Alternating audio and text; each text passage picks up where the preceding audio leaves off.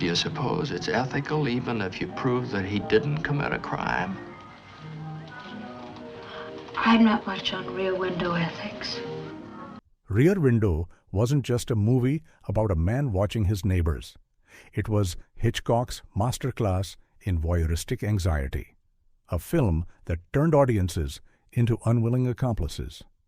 What you see on screen is the result of a production plagued by a massive experimental set build, an injured leading man, a reluctant director, and Grace Kelly nearly quitting over a single scene. The elegant thriller that emerged from chaos required Hitchcock to pioneer new filming techniques, fight with censors, and psychologically manipulate his actors. Today, I'm taking you behind the curtains, or should I say, behind the windows, to reveal 20 weird facts about Rear Window that even hardcore Hitchcock fans don't know. And stick around until the end for the bonus fact that changed how Hollywood approached suspense forever. Hit that play button and join me as we peer into the secretive world of one of cinema's greatest achievements. 1. James Stewart was genuinely suffering during filming. What audiences saw wasn't just acting. It was real pain etched across Stewart's face. When Hitchcock cast Jimmy Stewart as the wheelchair-bound photographer, the actor was still recovering from serious stomach issues and a recent hernia operation. Stewart later admitted his discomfort helped him channel the character's frustration and irritability. "I wasn't acting the pain," Stewart confessed to Francois Truffaut. "By the end of a shooting day, I was Jefferies." Hitchcock, always the manipulator, deliberately scheduled longer shooting days when Stewart appeared most uncomfortable, capturing authentic agony that permeates the film's most intense scenes. The director even refused to let Stewart use a more comfortable wheelchair, insisting on an authentic, rigid hospital model that further tormented his leading man. 2. The entire Greenwich Village courtyard was built indoors. It wasn't filmed on location. It was constructed as the largest indoor set in Paramount's history. The massive courtyard, complete with 31 fully furnished apartments spanning 4 stories, was built entirely within Paramount Stage 18. This monumental construction required removing the stage floor and digging 30 feet down to accommodate the basement apartments and courtyard. The set contained functioning water pipes, working electricity, and real dirt in the garden. Construction took over 6 weeks and cost nearly $100,000, equivalent to almost $1.1 million today. What's truly remarkable is that the basement of each building contained the electrical equipment needed to power that specific apartment, allowing Hitchcock to control each unit's lighting independently for different times of day and night. 3. Hitchcock nearly abandoned the project. The master of suspense wasn't always convinced this film would work. In fact, Hitchcock almost walked away from Rear Window entirely. After reading Cornell Woolrich's short story, It Had to Be Murder, Hitchcock optioned the rights, but struggled with how to expand the claustrophobic premise into a full-length feature. For months, he cycled through writers, rejecting draft after draft. "I couldn't see how to sustain the tension," Hitchcock confided to his assistant. "One room, one man, one view. It felt suffocating even to me." The breakthrough came when screenwriter John Michael Hayes suggested developing the girlfriend character, who barely existed in the original story, into what would become Grace Kelly's Lisa Fremont. Paramount executives remained skeptical, arguing that audiences would grow bored with the single-location concept.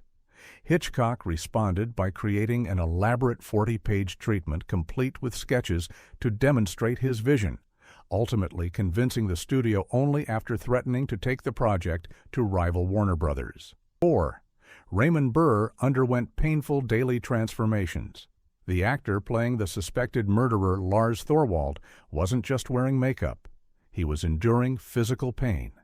Raymond Burr, who would later find fame as Perry Mason, had to undergo a grueling 4-hour makeup process daily to transform into the menacing Thorwald. Hitchcock insisted Burr bear striking resemblance to his producer, David O. Selznick, with whom he had a contentious relationship.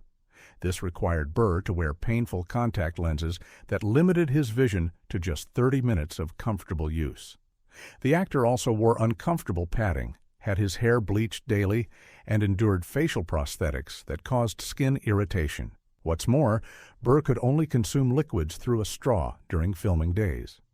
The discomfort translated into the character's barely contained rage that makes Thorwald so unsettling on screen. 5. Grace Kelly's famous entrance was shot 17 times. That iconic first appearance wasn't casual filmmaking.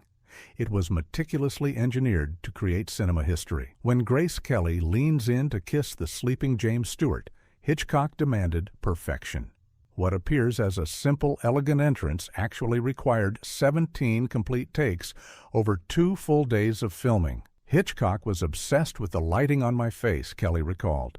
He wanted me to emerge from shadow like a dream. The director positioned 3 separate lighting technicians with individual spots to illuminate different parts of Kelly's face as she moved, establishing Lisa's character as both loving and somewhat controlling. The perfectionism nearly drove Kelly to quit. After the 14th take, she reportedly told her agent, "Get me out of this picture." Hitchcock responded by sending her dozens of white roses with a note that simply read, "Take 15 will be perfect." It wasn't, but take 17 created one of cinema's most memorable character introductions. 6. The film pioneered new camera technology. What audiences didn't realize was that they were watching revolutionary cinematography. Hitchcock and cinematographer Robert Burks invented new techniques specifically for Rear Window. The production team developed specialized long-focus lenses that could capture crystal-clear images from the back of the studio to the apartments across the courtyard. These lenses, some extending nearly 4 feet in length, allowed unprecedented zooms that could maintain focus from Stewart's reaction all the way to tiny details in distant apartments. The team also developed a breakthrough dolly system that could execute smooth, silent movements, crucial for the film's voyeuristic perspective. This innovation later became standard in the industry, with the rear window dolly referenced in technical manuals for decades. 7. The sound design used actual apartment recordings. The ambient noise wasn't created in a studio.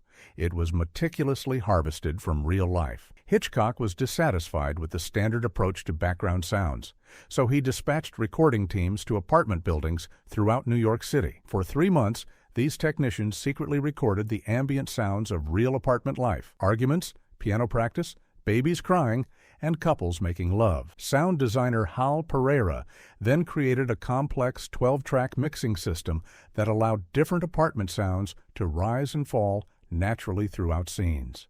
"We weren't just hearing apartments," Pereira explained.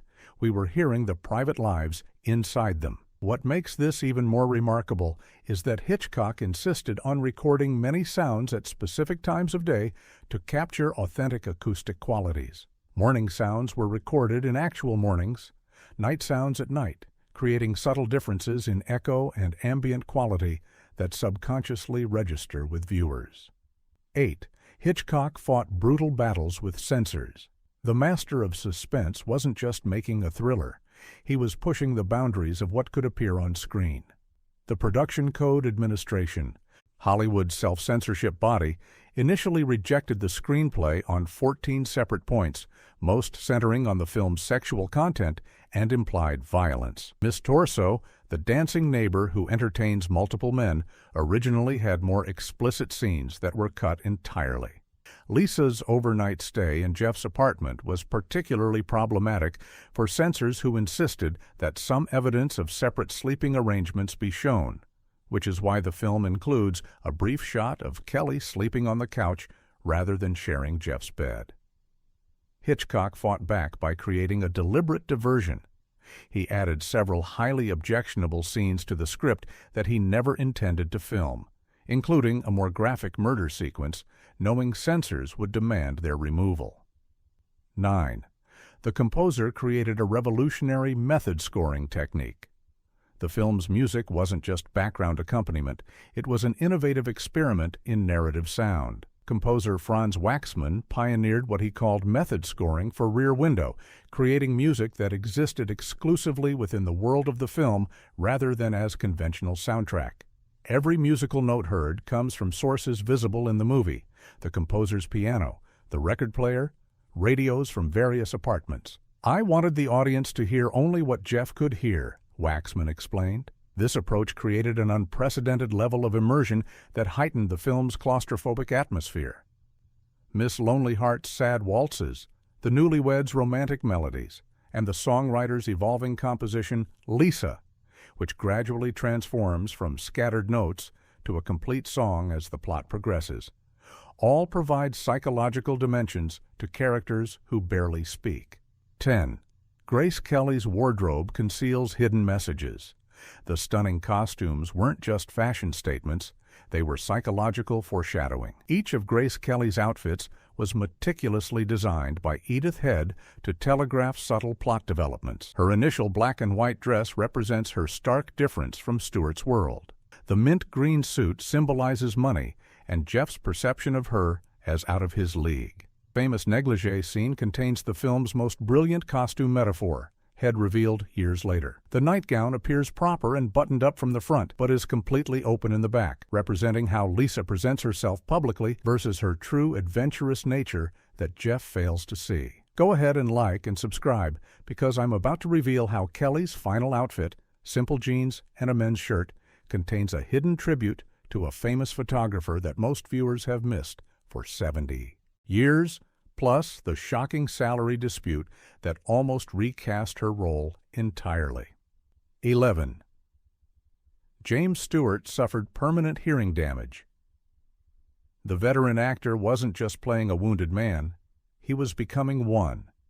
During the film's climactic confrontation scene, James Stewart's character tries to ward off the approaching murderer by repeatedly firing his camera flash. What audiences didn't know was that the powerful professional flash units used on set produced deafening concussive sound. After multiple takes of the intense sequence, Stewart complained of ringing in his ears. Production notes revealed that the actor's hearing tests showed a 15 to 20% permanent hearing loss in his right ear as a direct result of these scenes. Jimmy never fully recovered that frequency range, his longtime sound technician revealed years later. Every flash pop took a little piece of his hearing. Hitchcock, upon learning of the damage, was reportedly unmoved. "Now he won't hear all the nasty things critics say about him," the director quipped coldly. The injury contributed to Stewart's well-documented hearing difficulties in his later years, a permanent physical reminder of his commitment to what many consider his greatest performance. 12. The entire apartment complex had intricate backstories. The neighbors weren't just background characters, they were fully developed individuals with elaborate histories. Hitchcock commissioned detailed 15-page biographies for every single resident visible from the rear window, despite most never speaking a single line of dialogue. Production designers filled each apartment with personal items reflecting these backgrounds. Miss Torso had dance competition trophies hidden in her bookcase. The songwriter's apartment contained framed sheet music of supposed previous hits. The newlyweds had wedding photos showing a ceremony in Connecticut. Most of these details are never clearly visible on screen. Hitchcock insisted we create real people, not set dressing, production designer Hal Pereira noted. He made the actors playing even the most distant neighbors live in their characters for weeks before filming. 13. The film used elaborate color psychology. The vibrant colors weren't just stylistic choices. They were calculated emotional triggers. Hitchcock worked with color consultant Leonard Stanley to develop a psychological color map for the entire set. Each apartment was assigned a dominant color palette that subtly influenced how viewers perceived its inhabitants. Miss Torso's apartment featured energetic reds and yellows. The newlyweds' space used passionate pinks that gradually faded to cooler blues as their honeymoon period waned. Most significantly, Thorwald's apartment shifted from warm amber tones to clinical greens after his wife's disappearance, a subliminal signal of something unnatural occurring. Hitchcock understood color affects viewers on a primal level they can't articulate, Stanley explained. The director even insisted that specific colors be enhanced or desaturated during film processing to heighten emotional responses. The red glow of Thorwald's cigarette in the darkened apartment was artificially intensified to create what Hitchcock called the diabolic pulse, a heartbeat-like visual rhythm that unconsciously distresses viewers. 14. Raymond Burr never met James Stewart during filming. The murderer and his observer were never in the same room. Despite appearing to interact intensely on screen, Raymond Burr and James Stewart never actually met during production. Hitchcock filmed their confrontation scenes on different days with stand-ins, creating the illusion of interaction through careful editing and matching eye lines. "I performed exclusively to marks and technical instructions," Burr revealed in a 1976 interview. Hitchcock would say, "Look at the red dot. Now the blue one. Now show rage. Now show fear." It was like acting in a vacuum. This unorthodox approach stemmed from Hitchcock's desire to maintain genuine tension between the characters. The director deliberately kept the actors separated off-set as well, forbidding them from dining in the commissary at the same time or attending the same production meetings. "I wanted Burr to remain an abstraction to Stewart," Hitchcock explained, just as Thorwald should be an abstraction to Jeff until their final confrontation. This psychological manipulation created the authentic sense of unfamiliarity and danger that permeates their climactic scene. 15. The film features Hitchcock's most challenging cameo. The director's famous appearance wasn't a simple walk-on, it was an elaborate technical achievement. Hitchcock's traditional cameo occurs 26 minutes into the film when he's seen winding a clock in the songwriter's apartment.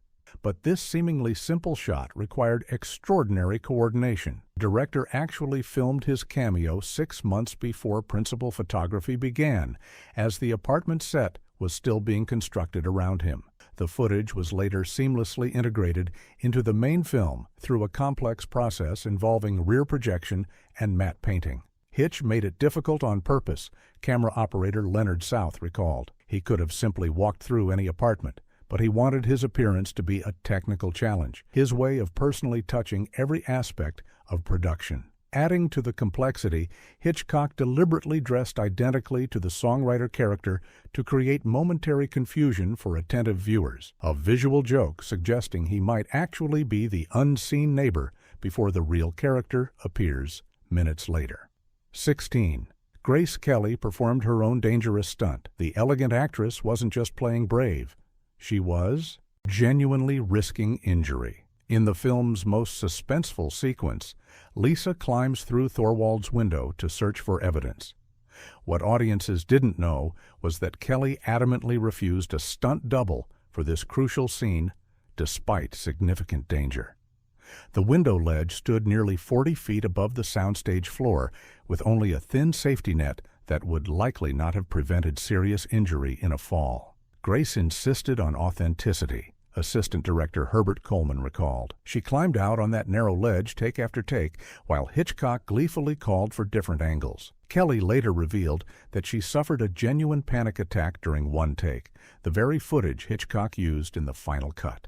The fear visible on her face as she hesitates before entering Thorwald's apartment wasn't acting but a moment of real terror as unexpected wind from a nearby stage door made her momentarily lose balance. "I thought I was going to die," Kelly admitted. And Hitch knew it was perfect. 17. The film triggered a wave of voyeurism lawsuits. The movie's impact wasn't contained to theaters. It spilled into courtrooms. Within months of Rear Window's release, legal journals reported a 132% increase in privacy invasion lawsuits across America. The film had inadvertently sparked national conversation about the ethics of observation and privacy rights in urban environments. Two particular cases directly cited the film. In Stokes v. Highland Apartments, 1955, tenants sued their building owner after discovering maintenance workers routinely observed residents through air ducts, explicitly comparing the situation to the movie. In California, a photography enthusiast was charged with invasion of privacy for using telephoto lenses to photograph neighbors. His defense literally stated he was inspired by James Stewart's character. Hitchcock received numerous letters from concerned apartment dwellers, suddenly paranoid about being watched. The director reportedly responded to one such letter with typical dark humor. "The solution is simple. Become the watcher rather than the watched. It's much more entertaining." 18. Thelma Ritter improvised most of her dialogue. The script wasn't the source of her wisdom. It was her own sharp mind. Thelma Ritter, who played the sardonic nurse Stella, was given unusual freedom to rewrite and improvise her character's now famous observations. While Hitchcock was notoriously controlling with most actors, production notes reveal he encouraged Ritter to speak as herself. The character was originally written with only 12 lines across 4 scenes, but Ritter's improvisations proved so insightful that Hitchcock expanded her role substantially during filming. Her iconic line about marriage being like a soft bed, easy to get into, hard to get out of, was entirely improvised during a take. When screenwriter John Michael Hayes objected to the changes, Hitchcock reportedly responded, "Your words put the audience to sleep, hers wake them up." What's particularly remarkable is that Ritter based many of her observations on her actual experiences as a young nurse in Brooklyn. "I'm not acting in this picture," Ritter told co-star Wendell Corey. "I'm just remembering what I've seen with my own eyes and telling Jimmy about it." 19. The film contains hidden tributes to real-life photographers. The photography wasn't random set dressing. It was carefully curated artistic commentary. The photographs visible in Jeff's apartment were actually taken by iconic photographer Robert Capa, including several of his famous D-Day landing images. Hitchcock secured the rights to use these images as a subtle homage to photojournalism's danger and ethical questions. The character of Jeff was partially based on real-life photographer Robert Capa, who was known for risking his life for powerful images. The leg injury that confines Jeff to his apartment mirrors injuries Capa sustained while documenting the Spanish Civil War. Hitchcock was deeply interested in the moral questions of photojournalism, set decorator Sam Comer recalled. He saw photographers as the ultimate voyeurs, both observing and creating reality. 20. The film inspired real criminal investigations. The movie's technique wasn't just fiction. It became actual police procedure. Less than a year after Rear Window's release, the New York Police Department established its first dedicated surveillance unit specifically equipped with long-focus photography equipment directly inspired by the film. NYPD Captain Joseph Finnerty publicly credited the movie for demonstrating the potential of photographic surveillance. What seemed like Hollywood fantasy proved remarkably practical, Finnerty told reporters in 1956. Long-distance photography has become one of our most valuable investigative tools. The department actually consulted with Paramount's camera technicians to develop similar equipment for police use. In a disturbing real-life parallel, a 1962 San Francisco murder case was solved when a photographer, who claimed Rear Window as his favorite film, used telephoto equipment to document a suspicious neighbor disposing of unusual packages. The resulting photographs led directly to an arrest and conviction. Hitchcock reportedly followed the case closely, disturbed by how his fictional creation had manifested in reality. Bonus fact: the conclusion audiences know wasn't Hitchcock's original vision. It was forced by outside pressure. The master of suspense initially shot a significantly darker ending where Thorwald commits suicide by jumping from his apartment window after being confronted by Jeff. This grim finale was actually filmed, with Raymond Burr performing the window leap onto a carefully positioned safety platform. Test audiences reacted with horror to this bleak conclusion. More problematically, Paramount executives worried the explicit suicide would trigger censorship issues in several states and international markets. After heated arguments, Hitchcock reluctantly reshot the current ending, where Thorwald is simply arrested. The original ending was the honest one, Hitchcock confided to Francois Truffaut years later. A man who has murdered his wife and been exposed has nothing left. The window was his only escape, both literally and metaphorically. The director considered the changed ending a personal failure and studio interference, revealing that Rear Window was intended as a much darker examination of urban isolation and desperation than what ultimately reached screens. Rear Window wasn't just a thriller that kept audiences on edge. It was a revolutionary exploration of voyeurism that permanently altered cinema's approach to perspective and moral ambiguity. What seemed like a simple murder mystery ultimately changed everything from camera technology to police surveillance techniques. The film remains Hitchcock's most perfect examination of our complicated relationship with watching others, something even more relevant today in our social media age, where we've all become digital voyeurs peering into lives through rectangular screens. So next time you're watching Rear Window, remember that behind those perfectly composed frames lies a history of hearing loss, physical danger, legal battles, and creative genius that's every bit as fascinating as the story unfolding on screen. If you enjoyed these revelations about one of cinema's greatest achievements, hit subscribe for more deep dives into the shocking secrets behind your favorite films. After all, in Hitchcock's world, it's not what you see, it's how you see it.